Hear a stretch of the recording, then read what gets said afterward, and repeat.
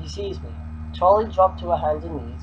She was wedged behind a row of arcade games, cramped in a crawl space between the consoles and the wall. Tangled electrical cords and useless plugs streamed beneath her.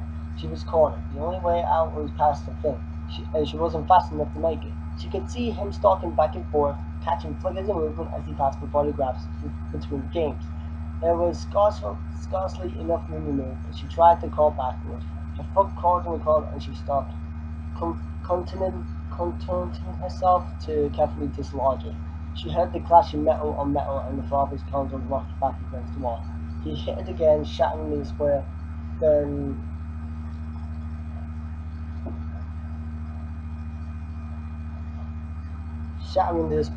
then attacked the next, clashing against the mostly rhythmically, tearing through the machinery from closer. I have to get out. I have to. The panicked thought was no help. There was no way out. Her arm ached and she wanted to sob aloud. Blood was soaking through the tattered bandage, and it seemed that she could feel it draining out of her. The console a few feet away crashed against the wall, and Charlie flinched. He was getting closer. She could hear the grinding of gears and the clicking of servos. Ever louder, eyes closed, she could still see the way he looked at her, see the matted fur and the exposed metal between the synthetic flesh. Suddenly the console in front of her was wrenched away and toppled over, thrown like a toy. The power cords beneath her hands and knees were yanked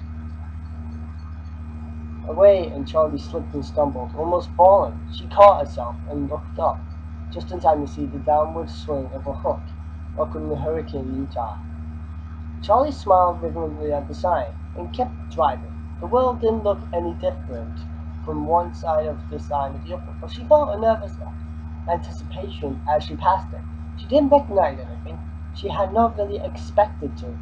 Not this far at the edge of town, where all of us highway and empty space. She wondered what the others looked like, who they were now. 10 years ago, they were best friends. And then it happened, and everything ended. At least for Charlie. She hadn't seen any of them since she was 7 years old. They had written all the time as kids, especially Martha. She wrote like she talked, fast and incoherent. But as they grew older, they had grown apart.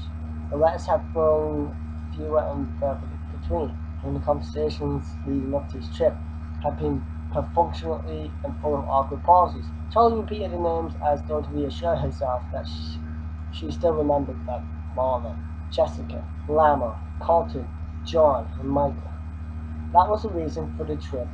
After all, Michael, it was 10 years since he died. 10 years since it happened. And now his parents wanted him all together for the dedication ceremony. All his old friends, oh boy. Now his parents wanted him all together for the dedication ceremony. All his old friends there. All his old friends there. When they announced the scholarship they were creating in his name. Charlie knew it was a good thing to do, but the Gatlin still felt slightly macabre. She shivered and turned down the air conditioning, even though she knew it was not cold. As she drove into the town center, Charlie began to recognize a few things. A few stores and a movie theater, which was now advertising the summer's blockbuster hit. She felt a brief moment of surprise and smiled at herself. What did you expect? The whole place would be unchanged? The monument of the moment of the departure frozen forever since in July 1985. Well, that was exactly what she had expected. She looked at her watch. Still a few hours to kill before they all meet up. She thought about going to the movie, but she knew what she really wanted to do. Charlie made a left turn and headed out of town. 10 minutes later, she pulled to a stop and got out. The house loomed up before her, its dark outline and wound in the bright blue sky. Charlie leaned back against the car. Slightly dizzy, she took a moment to steady herself. Breathing deeply, she had known it would be here. And the kid looked through her aunt's bank books a few years before, told that the mortgage was paid off, and Aunt Jen was still paying the property taxes. It had only been 10 years, and there was no reason it should have changed at all. Charlie climbed the steps slowly, taking in the peeling paint. The third stair still had a loose board, and the rose bushes had taken off from one side of the porch. They were falling biting hungrily into the woods. The door was locked, but Charlie still had the key. She had never actually used it. As she slid into the lock, she remembered her father putting its chain around her neck in case you ever need it. Well, she needed it now. The door opened easily, and Charlie looked around. She didn't remember much about the first couple of years yet. She had only been 3 years old, and all. The memories faded together in the blur of a child's grief and loss, not understanding why her mother had to go away, clinging to her father every moment, not trusting the world around her unless he was there, unless she was holding tightly to him, burying herself in his flannel shirts and the smell of grease and hot metal and him. The stairs stretched straight up in front of her, but she did not move directly to them. Hold on. The stairs stretched straight up in front of her, but she did not move directly to them, going instead into the living room, where all the furniture was still in place. She had not really noticed it as a child, but the house was a little too large for the furniture they had, and so things were spread out too widely in order to fill the space. The coffee table was too far from the couch to reach. The easy chair too far across the room to carry on the conversation. There was a dark stain in the wooden floorboards near the center of the room, and Charlie stepped around it quickly and went to the kitchen where the cupboards held only a few pots and pans, a few dishes. Charlie had never felt a lack of anything as a child, but it seemed now that the necessary enormity of the house was a sort of apology, the attempt of a man who had lost so much against all what he could. He had a way of overdoing whatever he did. The last time she was there, the house was dark. Everything felt dark.